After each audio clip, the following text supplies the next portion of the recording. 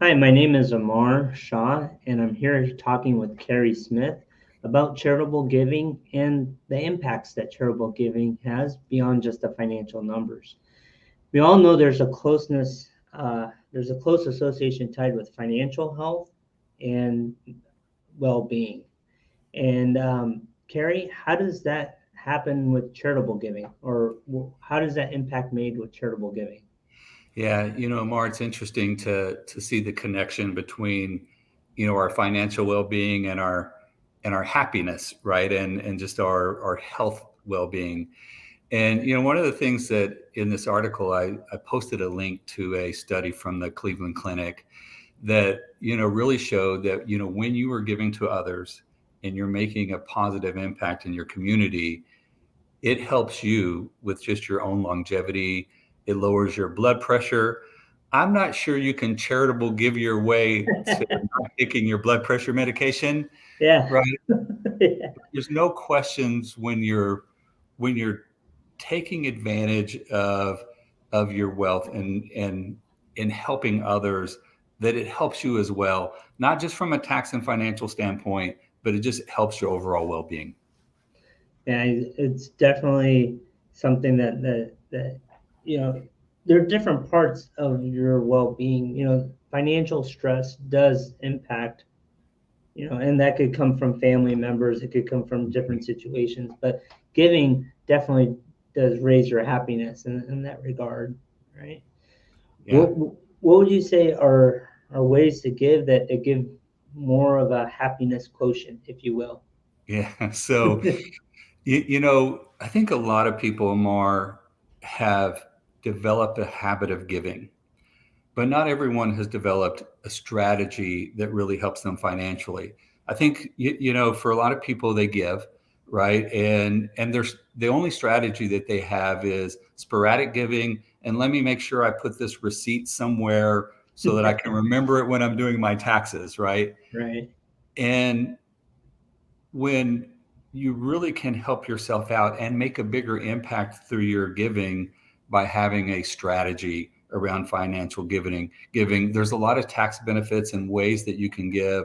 And if you have the right strategy, you not only are reducing your tax burden and helping yourself out financially, but in a lot of cases you might be able to give more than you would otherwise because of the tax advantages, and even make a bigger difference with your gift. And a couple of ways that you can do that. One is through qualified charitable distributions, right? So taking part of your IRA and giving the distribution from that directly to an organization that you love or want to make an impact with. Yeah, and that is definitely a good way to give to charities, especially if you're 70 or older and can qualify for the QCD distribution. Now, I'd Hmm. also like to say, we're recording this on the 12th.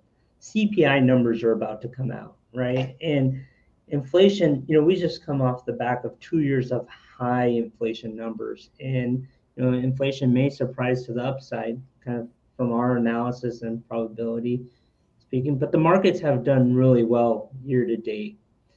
And so when you're talking about leveraging the assets, instead of giving cash assets, giving securities or funding a donor advised fund, this may be a good time, with all things considered, to look at that more directly while you have some gains in some accounts and you have some securities that have done well. A good time to remove the capital gain off your balance sheet as well as get that charitable deduction. Uh, Yeah, you're absolutely right. A lot of us have seen some appreciation on our portfolios. Maybe we have some stocks that have appreciated, and through a QCD, you don't necessarily get a tax deduction for that, but you are reducing your taxable income and helping yourself out that way.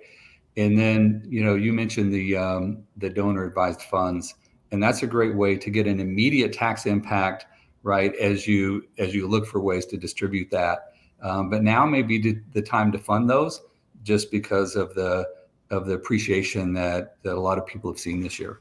yeah, and the uncertainty that we face, with the Fed. potentially continuing to raise interest rates. I think that weighs on a lot of people's minds there. Um, what else would you say to help increase the happiness score through charitable giving? I know a lot of people give to causes that are close and dear to their heart. A lot of people watch the news and see like, oh, the Maui fires, right? And they're looking for charities. So like, what are ways that you're looking to help people that create a strategy around the charities that they actually give to? Yeah, Amar, I think we all probably have an idea of the things that touch us and where our hearts are. But a lot of people will look and it's a good idea to spend your donation dollars where you spend your time. So if there's places in your community where you volunteer or where you visit or frequent, those might be some areas to donate. For example, um, I'm on the board of directors for Junior Achievement of Arizona, and they're not the only ones I contribute to, but they're typically where my first dollars go, right? Because it's a place where I'm spending time. I'm very familiar with the difference that they make for children in the state of Arizona. But people have a lot of different interests and a lot of different ways to give, and for a lot, you mentioned giving, to the fire relief in Maui is a great example. And a lot of times people just want to make a difference in their own community where they can see that impact. They see the need and they can see the impact. And so there's a lot of different ways. In the article I wrote, I did include a link to an IRS page that helps you, make sure you're giving to charities that are qualified charities and has some pointers for finding some that make sure that the dollars that you're giving are having the impact that you intended to have. Yeah, no, that's great. I think this is a great conversation to, kind of layer in, having a strategy and the importance of having a strategy, to also layer in where you're spending your time to make sure that those dollars are being effectively used for the giving that you're doing, because you're close to the grindstone, so they say, right? That's right. But if you need help crafting the strategy, or if you haven't thought about this from a tax planning perspective or a estate planning perspective, please do reach out to us, talk to us, because we're here to help. Yeah, Amar, I would say it's not super complex, but there are some IRS rules and regulations that if you can navigate those correctly, it can really help you make a bigger impact with your contributions. And it probably does make sense to work with someone who can help navigate those rules to make sure that you're maximizing your impact. Sounds great. And then, I would also just say, we have a great newsletter where we're talking about topics like this. We link, Or your article. to even deeper conversations. And so as well, sign up for our newsletter, and it's just a great way to stay abreast of these types of topics. Yeah, absolutely. Subscribe to this channel and subscribe to our newsletter at clientfirstcap.com.